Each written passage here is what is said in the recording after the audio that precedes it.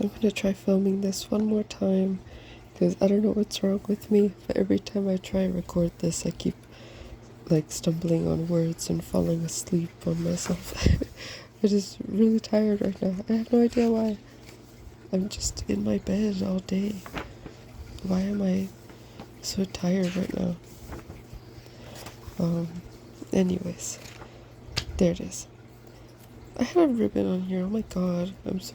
What is wrong with me?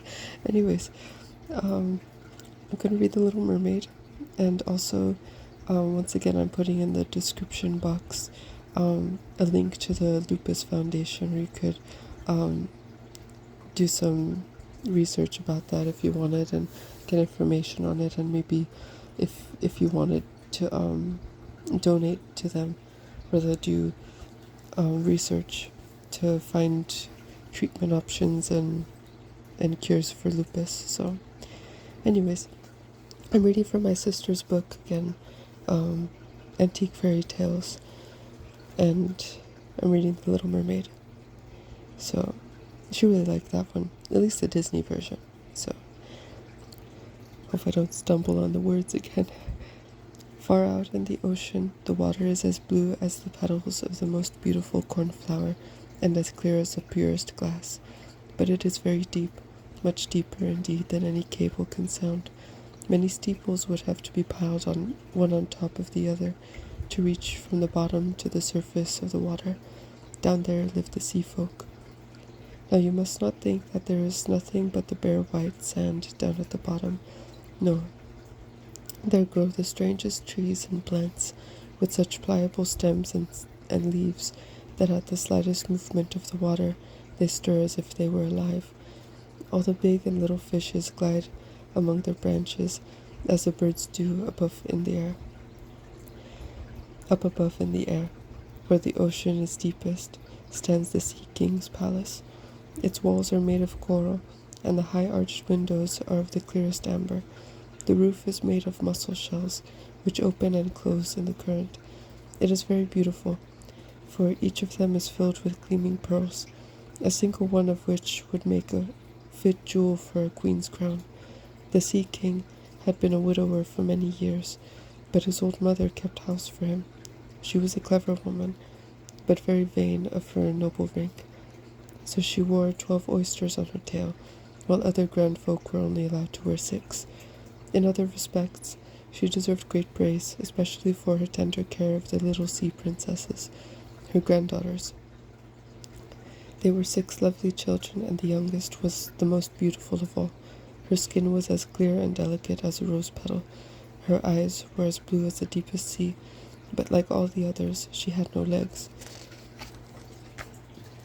Her body ended in a silvery fishtail. All day long they used to play in the great halls of the palace, where living flowers grew out of the walls. The large amber windows were thrown open, and the fishes came swimming in them, as the swallows fly in to us when we open our windows. But the fishes swam right up to the little princesses, and ate out of their hands, and let themselves be stroked and fondled like pet canaries. In front of the palace was a large garden, in which bright red and dark blue trees were growing. The fruit glittered like gold, and the flowers looked like flames of fire, with their ever-moving stems and leaves. The ground was covered with the finest sand, and blue as the flame of sulphur. A strange blue light shone over everything. One would imagine oneself to be high up in the air, with the blue sky above and below, rather than at the bottom of the sea. When the sea was calm, one could see the sun. It looked like a huge purple flower, from whose center the light streamed forth. Each of the little princesses had her own little place in the garden, where she could dig and plant as she pleased. One gave her flower bed the shape of a whale. Another liked better to make hers like a little mermaid, but the youngest made hers as round as the sun, and only had flowers that shone red like it. She was a strange child, quiet and thoughtful, while her sisters made a great display of all sorts of curious objects that they found from wrecked ships. She only loved her red rose flowers, like the sun above, and a beautiful marble statue of a handsome boy, carved out of clear white stone, which had sunk from some wreck to the bottom of the sea. She had planted by the statue a rose-colored weeping willow tree, which grew well, hanging over it with its fresh branches, reaching down to the blue sand and casting a violet shadow that moved to and fro like the branches, so that it seemed as if the top and the roots of the tree were playing at kissing each other. Nothing gave her greater pleasure than to hear stories about the world of men above, and her old grandmother had to tell her all she knew about ships and towns, men and animals. It seemed strangely beautiful to her that on earth the flowers were fragrant, for at the bottom of the sea they have no scent, and that the woods were green, and that the fish that one saw there among the branches could sing so loudly and beautifully that it was a delight to hear them. The grandmother called the little birds fishes, otherwise her granddaughter would not have understood her, as they had never seen a bird. "When you are 15 years old," said the grandmother, "you will be allowed to rise up to the surface of the sea and sit on the rocks in the moonlight, and see the big ships as they sail by. Then you will also see the forests and towns." The following year, one of the sisters would be 15, but the others, the sisters were each 1 year younger than the other, so the youngest had to wait fully 5 years before she could come up to from the bottom of the sea and see what things were like on earth above. But each promised to tell her sisters what she had seen and liked best for her day, for their grandmother could not tell them enough. There were so many things about which they wanted to know. None of them, however, longed much to go up, as the youngest, who had the longest time to wait, and was so quiet and thoughtful. Many a night she stood at the open window and looked up through the dark blue water, where the fishes splashed on their fins and tails. She could see the moon and the stars, which only shone faintly, but looked much bigger through the water than we see them. When something like a dark cloud passed under them and hid them for a while, she knew it was either a whale swimming overhead or a ship with many people, who had no idea that a lovely little mermaid was standing below, stretching out her white hands toward the keel of their ship. I'm gonna get something to drink.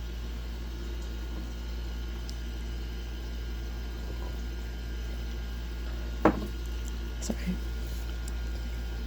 Okay. The eldest princess was now 15 years old, and was allowed to rise to the surface of the sea.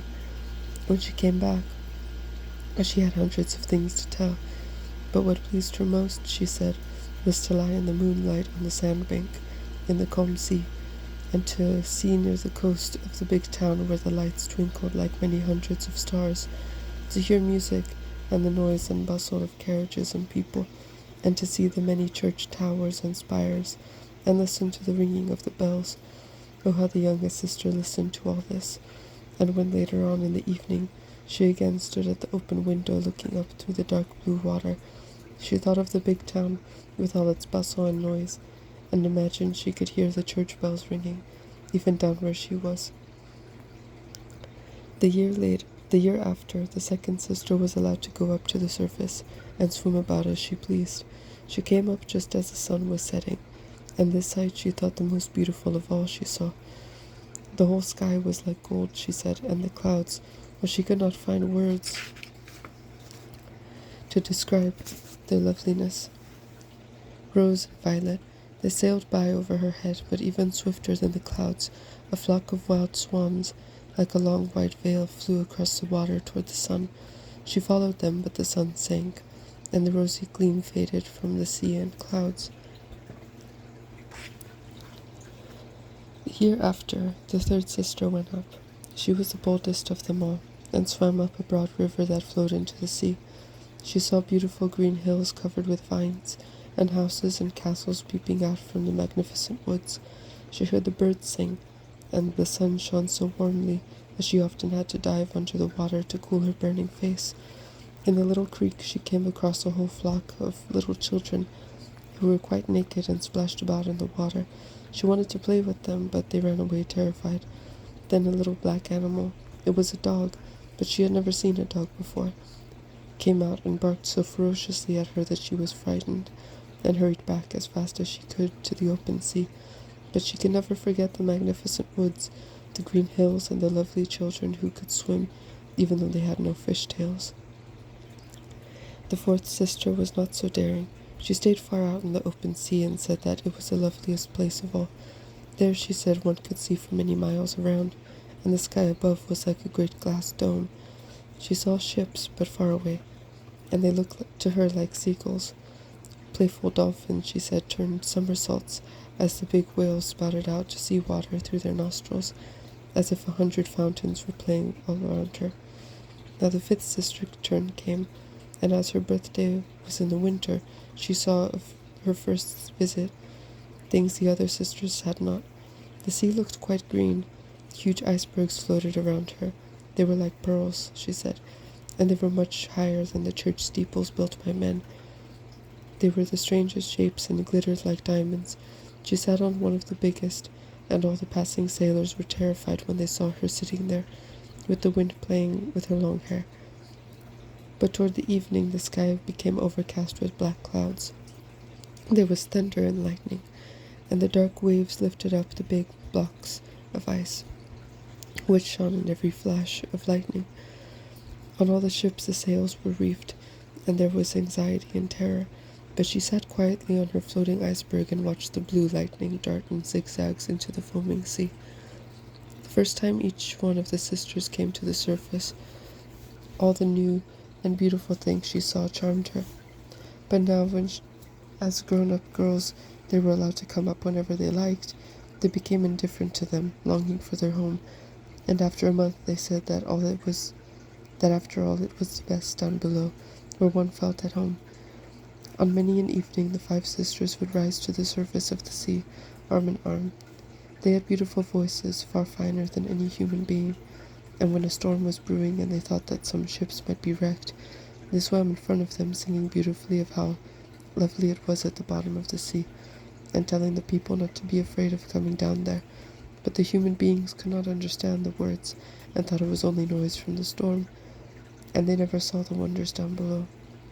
For when a ship went down, they were drowned and were dead when they came to the Sea King's palace. When her sisters went up arm in arm to the top of the sea, there stood her little sister all alone, looking after them and feeling as if she could cry. But mermaids have no tears, so they suffer all the more. Oh, if only I were 15, she said. I know how much I shall love the world above, and all the people who live in it. At last she was 15 years old. Well, now we have you off our hands, said her grandmother, the old dowager queen. Come now, let me adorn you like your other sisters. She put a wreath of white lilies on her head, but every petal of the flowers was half a pearl, and the old lady had 8 big oysters fixed to the princess's tail to show her high rank. But it hurts so, said the little mermaid. Yes, one must suffer to be beautiful, the old lady replied. Oh, how gladly the little princess would have taken off all her ornaments and the heavy wreath. The red flowers in her garden would have suited her much better, but she dared not make any changes now. Goodbye, she said, and rose as lightly as a bubble through the water. The sun had just set when she lifted her head out of the water, but the clouds gleamed with red and gold, and the evening stars shone in the rosy sky. The air was mild and fresh, and the sea was as calm as glass. Near her lay a big ship with 3 masts. Only one sail was set, as not a breath of wind was stirring, and the sailors were sitting about on deck and in the rigging. There was music and singing on board, and when it grew dark, many hundreds of colored lamps were lighted, and it looked as if the flags of all nations were floating in the air. The little mermaid swam up close to the cabin windows, and when the waves lifted her up, she could see through the clear panes many richly dressed people, but the handsomest of them all was the young prince with large black eyes. He could not have been older than 16, and it was his birthday and that was the reason for all this celebration. The sailors were dancing on deck, and when the young prince came out, hundreds of rockets were sent off into the air, making the night as bright as day. The mermaid was frightened and dived underwater, but soon she lifted up her head again, and then it seemed to her as if all the stars in heaven were falling down upon her. Never had she seen such fireworks. Great suns rolled around, gorgeous fiery fish flew through the blue air, and everything was reflected in the calm glassy sea. The ship was so brilliantly lighted up that one could see everything distinctly, even to the smallest rope. The people still better. Oh, how beautiful was the young prince! He shook hands with the people and smiled graciously, while the music sounded dreamily in the starry night.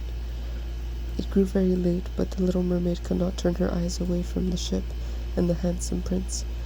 The colored lamps were put out, no more rockets were sent off, nor cannons fired, but deep down in the sea was a strange moaning and humming and murmuring, and the little mermaid sitting on the waves was rocked up and down so that she could look into the cabin. Soon the ship began to make greater headway, as one sail after another was unfurled. Then the waves rose higher and higher. Dark clouds gathered, and flashes of lightning were seen in the distance. Oh, what a terrible storm was brewing! When the sailors reefed all the sails, and a big ship rushed flying speed through the wild sea. The waves rose as high as a great black mountain, as if they could dash over the mass, but the ship dived like a swan between them and then was carried up again to the towering crests. The little mermaid thought this was great fun, but not so the sailors. The ship creaked and groaned, her strong timbers bending under the weight of the huge waves. The sea broke over her. The mainmast snapped in two like a reed, and the ship lay over on her side, while the water rushed into her hold. The little mermaid then realized that the crew was in danger. She herself had to be careful of the beams and planks floating about in the water. For one moment it was so dark that not a thing could be seen, but flashes of lightning made everything visible, so she could see all on board. The little mermaid looked out for the young prince, and as the ship broke up, she saw him sinking into the deep sea. At first she was very pleased, for now he would come down to her, but then she remembered that men cannot live in the water, and only if they were dead could he come to her father's palace. No, he must not die. Heedless of the beams and planks floating on the water, which might have crushed her, she dived down into the water and came up again in the waves, in search of the prince. At last she found him. His strength was failing him, and he could hardly swim any longer in the stormy sea. His arms and legs began to grow numb, and his beautiful eyes closed. He would certainly have died if the little mermaid had not come to his assistance. She held his hand above the water and let the waves carry them where they would. Next morning the storm was over, but not a plank of the ship was anywhere to be seen. The sun rose red and brilliant out of the water, and seemed to bring new life to the prince's cheeks, but his eyes remained closed. The little mermaid kissed his beautiful high forehead, and smoothed back his wet hair. She thought he looked very much like the white marble statue in her garden. She kissed him again and again, and prayed that he might live. When she saw before her eyes the mainland where lay high blue mountains, on whose summits snow was glistening, so that they looked like swans. Down by the shore were beautiful green woods, and in front of them stood a church or convent. She knew not which, but it was some sort of building. Lemon trees and orange trees grew in the garden, and before the gate stood lofty palm trees. The sea formed a little bay here, and was quite calm, though very deep. She swam straight to the cliffs, where a fine white sand had been washed ashore, and laid the handsome prince on the sand, taking special care that his head be raised that his head lay raised up in the warm sunshine. Then all the bells began to ring in the big white building, and many young girls came into the garden. The little mermaid swam farther out and hid behind some rocks, covering her hair and breast with sea foam, lest anyone should see her little face, and from there she watched to see who would come to the poor prince. It was not long before a young girl came to the spot where he lay. At first she seemed very frightened, but only for a moment, and then caught some of the others.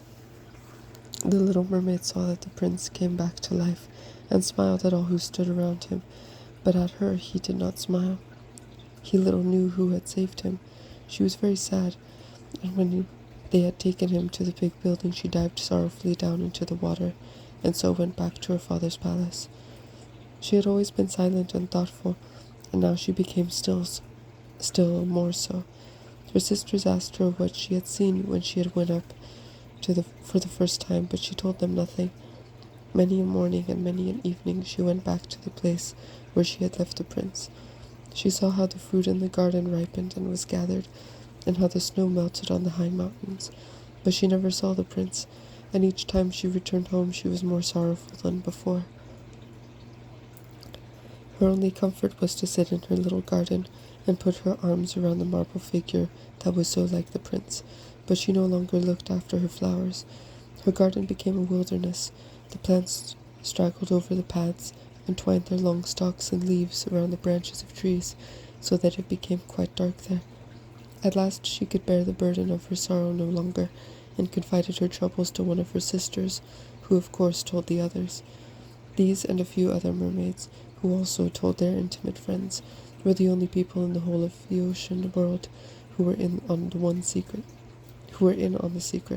One of them who knew the prince was, and could tell them where his kingdom lay. She also had watched the festivities on board the ship.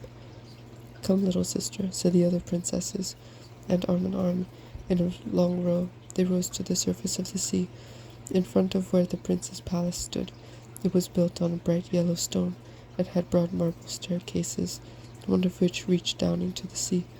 Magnificent gilt cupolas surmounted the roof, and in the colonnades, or ran all around the building, stood lifelike marble statues. Through the clear panes of the high windows could be seen splendid halls hung with costly silk curtains and beautiful tapestries, and on all the walls were paintings that were a joy to look at. In the center of the largest hall, a big fountain was playing. Its jets rose high as the glass dome in the ceiling, through which the sun shone on the water and on the beautiful plants that grew in the great basin. Now she knew where he lived, and came there many an evening and many a night across the water. Stalker. She swam much closer to the shore than any of the others, and would have ventured, and she even went to the narrow channel under the magnificent marble terrace, which cast a long shadow over the water. There she would sit and gaze at the young prince, who thought that he was all alone in the bright moonlight. "She's a peeping Tom." Many an evening she saw him sailing in his stately boat, with music on board and flags waving. She watched from behind the green rushes, and when the wind caught her long silvery white veil, and people saw it, they thought it was a swan spreading its wings. Many a night when the fishermen were out at sea, fishing by a torchlight, she saw them say many good things about the prince, and she was glad that she had saved his life when he was drifting half dead upon the waves. She remembered how heavily his head had lain upon her breast, and how passionately she had kissed him, but he knew nothing about it and did not even see her in his dreams. More and more she grew to love the human beings, and more she longed to be able to live among them, for their world seemed to her so much bigger than hers. They could sail over the sea in great ships, and climb mountains high above the clouds, and the lands that they owned stretched in woods and fields farther than her eyes could see.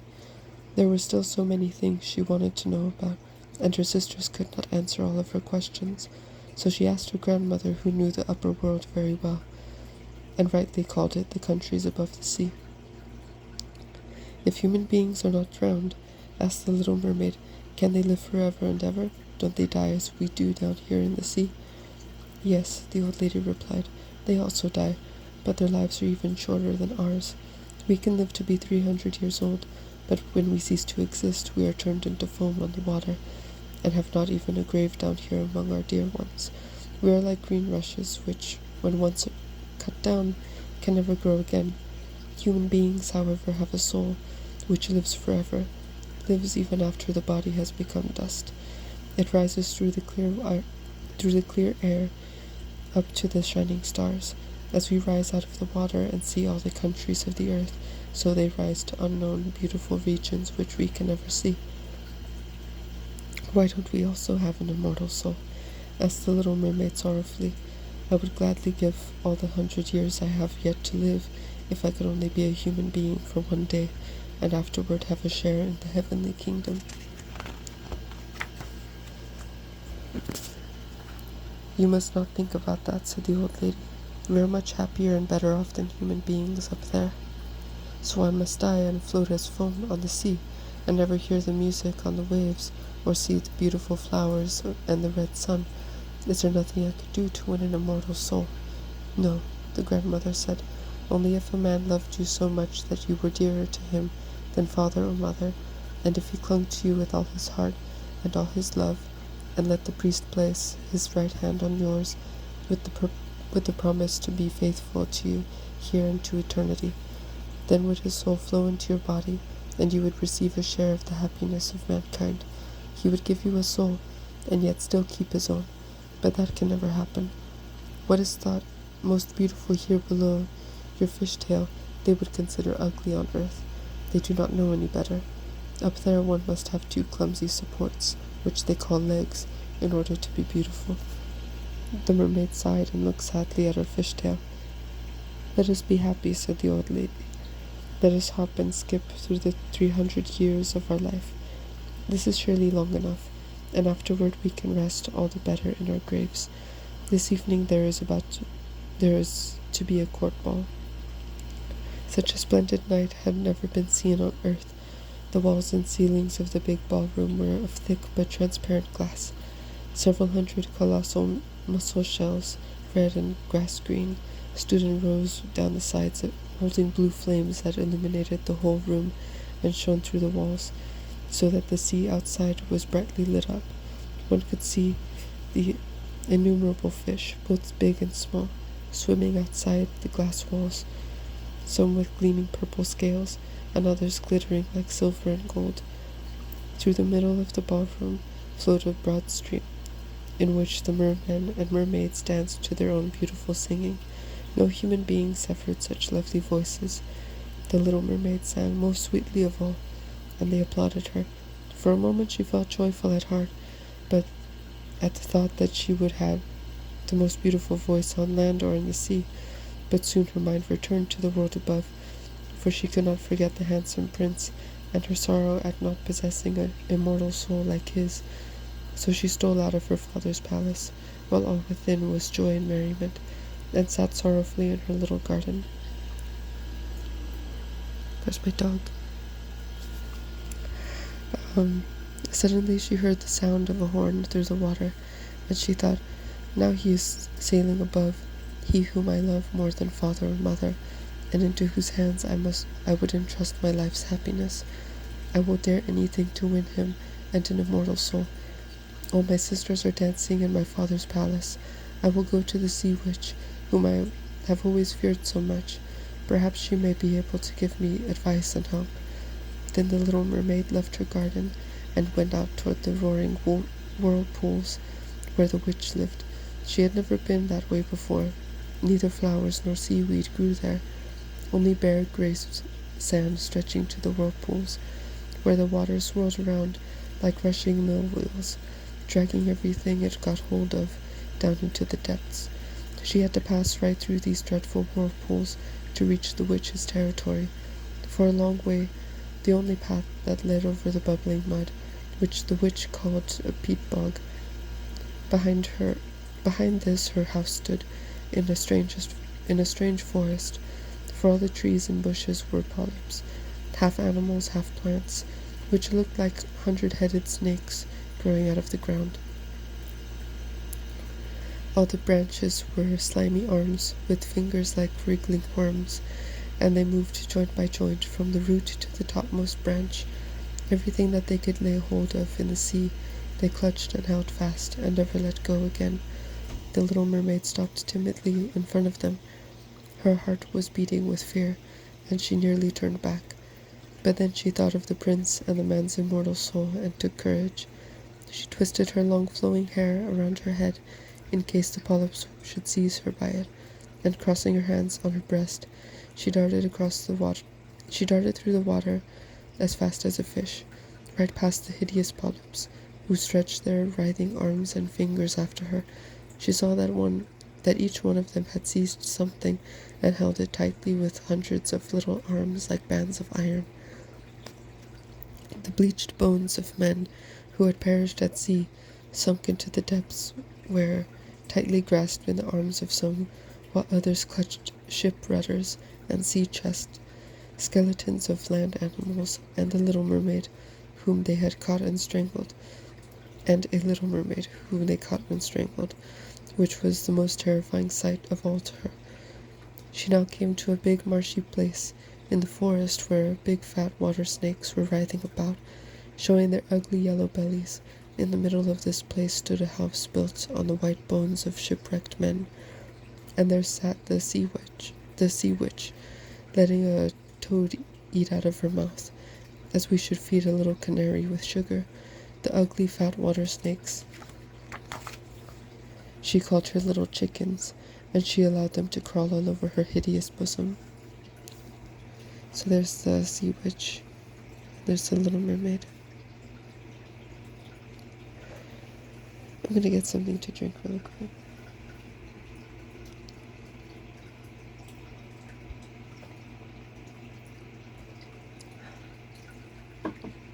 Okay. I know quite well what you want, said the sea witch. It is silly of you, but you shall have your way, for it is sure to bring you misfortune, my pretty princess. You want to get rid of your fishtail, and have instead 2 stumps, which human beings use for walking, so that the young prince may fall in love with you, and you may win him an immortal soul. As she said this, the old witch laughed so loudly and horribly that the toad and the snakes fell to the ground, where they crawled about. You have only just come in time, said the witch, for if you had come after sunrise tomorrow, I should not have been able to help you till another year had passed. I will make you a drink, and before sunrise you must swim ashore and sit on the beach and drink it. Then your tail will split in 2 and shrink into what human beings call legs, but it will hurt you, as if a sharp sword were running through you. Everyone who sees you will say that you are the most beautiful child of man they had ever seen. You will keep your gracefulness, and no dancer will be able to move as lightly as you, but at each step you take you will feel as if you were treading on a sharp knife, as if your blood must flow. Are you willing to suffer all this, and shall I help you? Yes, said the little mermaid in a trembling voice, and she thought of the prince and winning an immortal soul. But remember, the witch said, when once you have taken the human form, you can never become a mermaid again. You will never again be able to dive down through the water to your sisters and your father's palace. And if you fail to win the prince's love, so that for your sake he will forget father and mother, and cling to you with body and soul, and make the priests join your hands as man and wife, you will not be given an immortal soul. On the first morning after he has married another, your heart will break, and you will turn into foam on the water. I will do it, said the little mermaid, as pale as death. But you have to pay me, said the witch. The witch said, and it is not a trifle that I ask.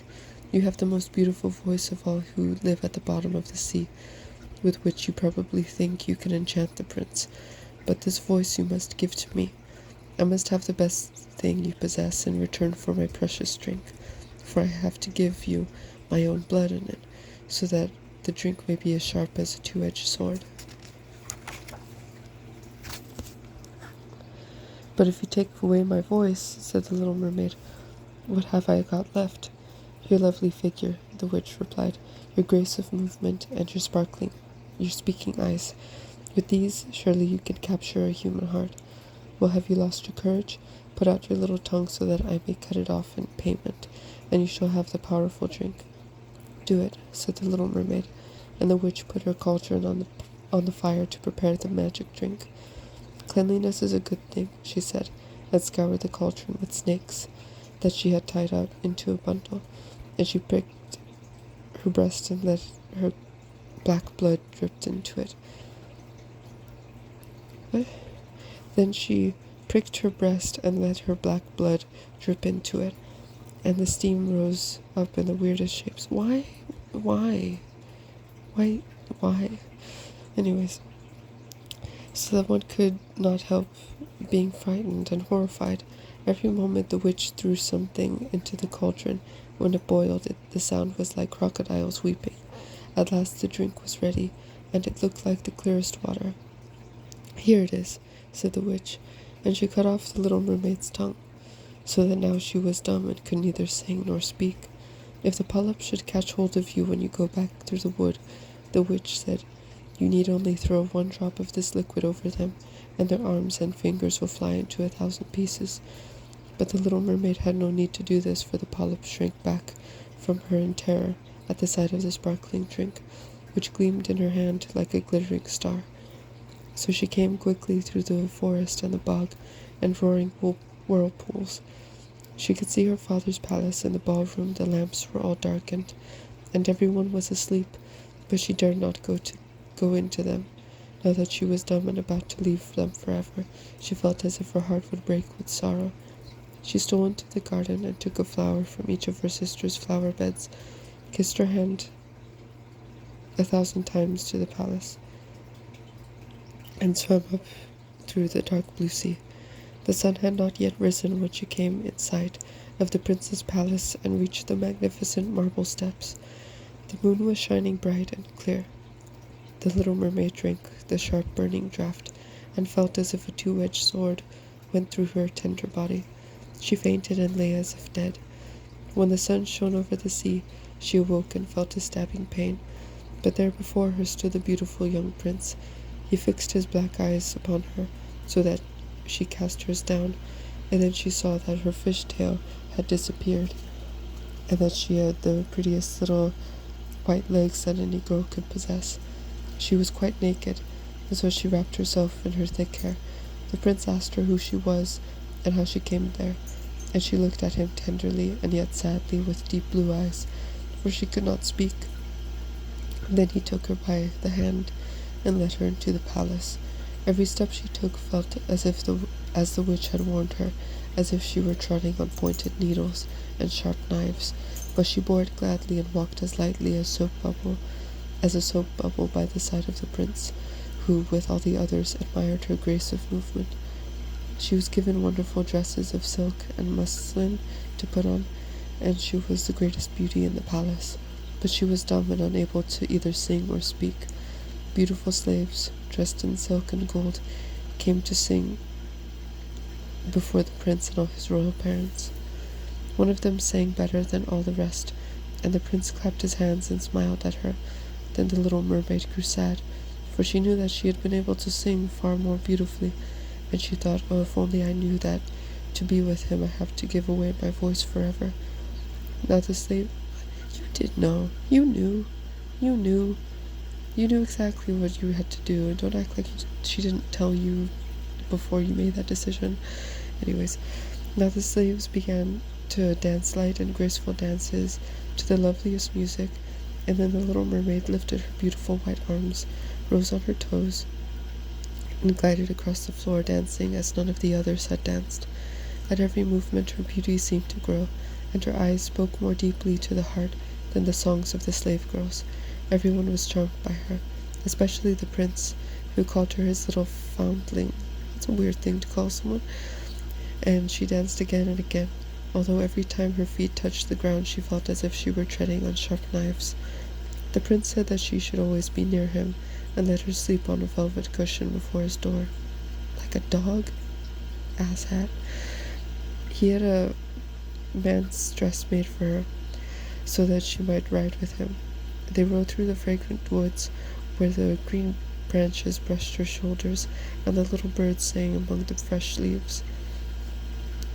She climbed with the prince up the high mountains, and although her tender feet bled so that even the others could see it, she smiled and followed him, till they saw the clouds sailing beneath their feet, like a flock of birds flying to foreign lands. At home, in the prince's palace, when all the others were asleep in their beds at night, she would go out into the marble steps.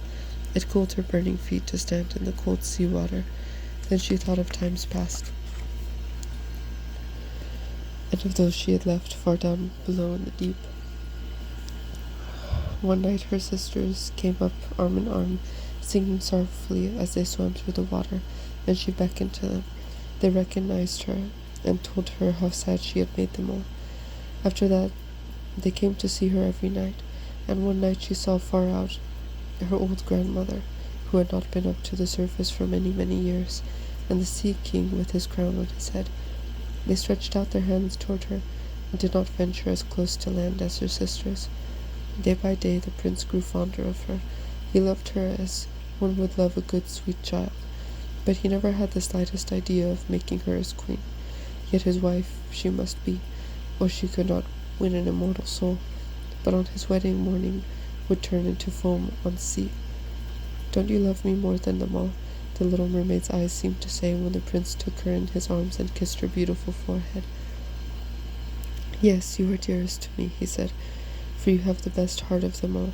You are the most devoted to me, and you are like a young girl whom I once saw, but whom I fear I shall never see again.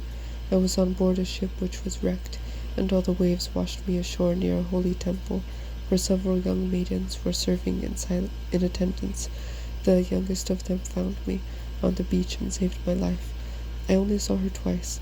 She is the only girl in the world I could love, but you are like her, and you almost drive her image from my heart. She belongs to the holy temple, and so by good fortune you have been sent to me, and we shall never be parted." "Alas, he doesn't know that it was I who saved his life," thought the little mermaid. "I carried him across the sea to the wood where the temple stands, and I was hidden in the foam, watching to see if anyone would come to him. I saw the beautiful girl whom he loves better than me." She sighed deeply, for she could not weep. "The girl belongs to the holy temple," he said. "She will never come out into the world, and they will never meet again. But I am with him, and see him every day. I will care for him, love him, and give up my life for him." But as soon as the rumor spread that the prince was to marry the beautiful daughter of a neighboring king, and that was why they were fitting up such a magnificent ship, "The prince is going to visit the neighboring king's country," they said. But really he is going to see his daughter, and a large suite is to accompany him. The little mermaid shook her head and smiled, for she knew the prince's thoughts much better than the others. "I must go," he said to her. "I must see the beautiful princess, for my parents wish it, but they will not force me to bring her home as my bride. I cannot love her. She will not be like the beautiful girl in the temple whom you are like. If one day I were to choose a bride, I would rather have you, my dumb foundling with eloquent eyes."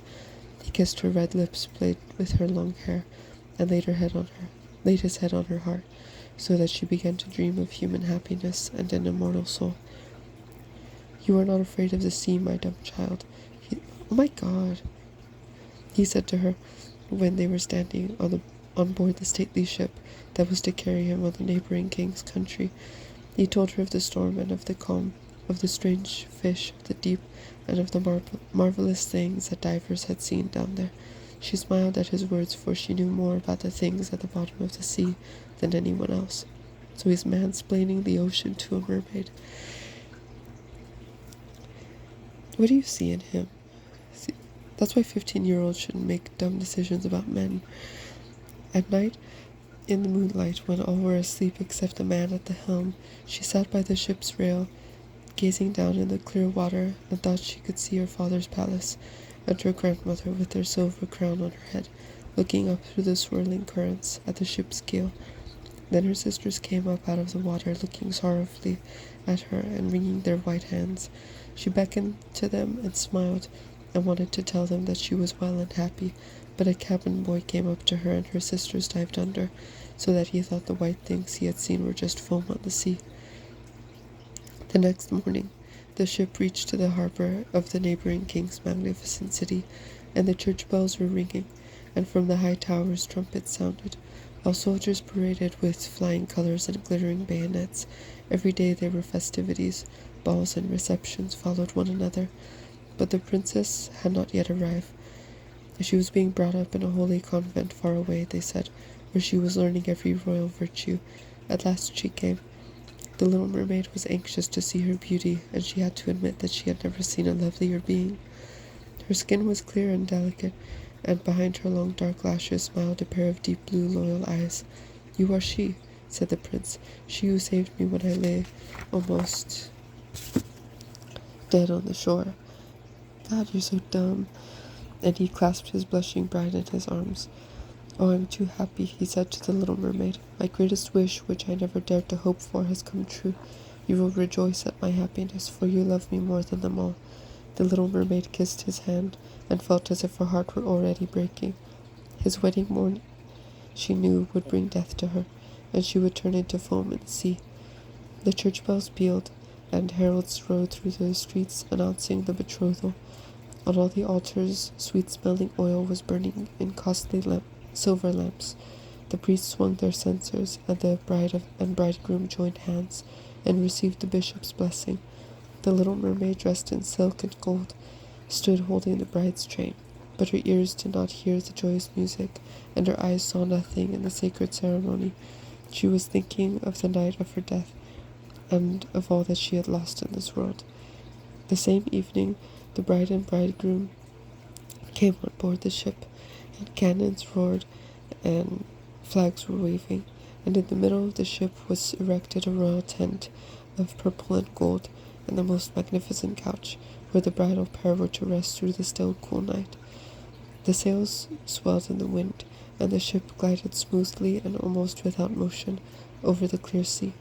When it grew dark, colored lamps were lighted, and the sailors danced merrily on deck. The little mermaid could not help thinking of the first time she had risen to the surface, and had seen the same splendor and revelry. She threw herself among the dancers, darting and turning as a swallow turns when it is pursued, and they all applauded her, for she had never danced so wonderfully before. It was like sharp knives cutting her tender feet, but she did not feel it, for the pain in her heart was much greater. She knew that it was the last evening which she would be with him for whom she had left her family and her home, sacrificed her lovely voice, and daily suffered endless pain, of which he had not the slightest idea. It was the last night that she would breathe the same air as he, and see the deep sea and the starry night. The unending night, without thoughts or dreams, was waiting for her, who had no soul and could not win one. On board the ship, the rejoicing and revelry lasted long past midnight, and she laughed and danced with the thought of death in her heart. The prince kissed his beautiful bride, and she played with his dark hair, and arm in arm they retired to rest in the magnificent tent. Then everything grew quiet on board. Only the steersman stood at the helm, and the little mermaid laid her white arms on the rail and looked toward the east of the rosy glimmer of dawn, for she knew that the first sunbeam would kill her. Then she saw her sisters rising out of the waves. They were pale as she was, and their beautiful hair was no longer floated in the wind, for it had been cut off. "We have given it to the witch to get her help, so that you need not die tonight. She has given us a knife. Here it is. See how sharp it is. Before the sun rises you must thrust it into the prince's heart, and when the warm blood sprinkles your feet, they will grow again into a fish tail. Then you will be a mermaid again, and you could come down with us into the sea, and live your 300 years before you turn into dead sea salt foam. No, dead salt sea foam. Sea salt foam. Dead salt sea foam. Hurry, for he or you must die before sunrise. Our old grandmother is so full of grief for you that her white hair is all fallen off, as ours fell into the witch's scissors. Kill the prince and come back to us. Hurry. Do you see that the red streak in the sky? In a few moments the sun will rise, and you must die." They gave a deep sigh and disappeared beneath the waves. The little mermaid drew back the purple curtain of the tent, and saw the lovely bride lying asleep with her head on the prince's breast, and she bent down and kissed him on his beautiful forehead. She looked up to the sky, where the rosy glow was growing brighter and brighter, then at the sharp knife, and again at the prince, who murmured his bride's name in his dreams. Yes, she alone was in his thoughts, and for a moment the knife trembled in the little mermaid's hand, but suddenly flung it far into the waves, where shone red where it fell, so that it looked as if drops of blood were splashing up out of the water. Once more she looked with dimmed eyes at the prince. Then she threw herself from the ship into the sea, and felt her body dissolving into foam. Now the sun rose out of the sea, and its rays fell with gentleness and warmth on the deathly cold sea foam, and the little mermaid felt no pain of death. She saw the bright sun, Floating above her, hundreds of beautiful transparent beings, through whom she could see the white sails of the ship and the red clouds in the sky. Their voices were melodious, but so ethereal that no human ear could hear them, just as no earthly eye could see them, and without wings they floated in the air. The little mermaid saw that she had a body like theirs, and was slowly rising up out of the foam. "Where am I going to?" she asked, and her voice sounded like that of the other spirits, so ethereal that no earthly music was like it. I'm going to get something to drink.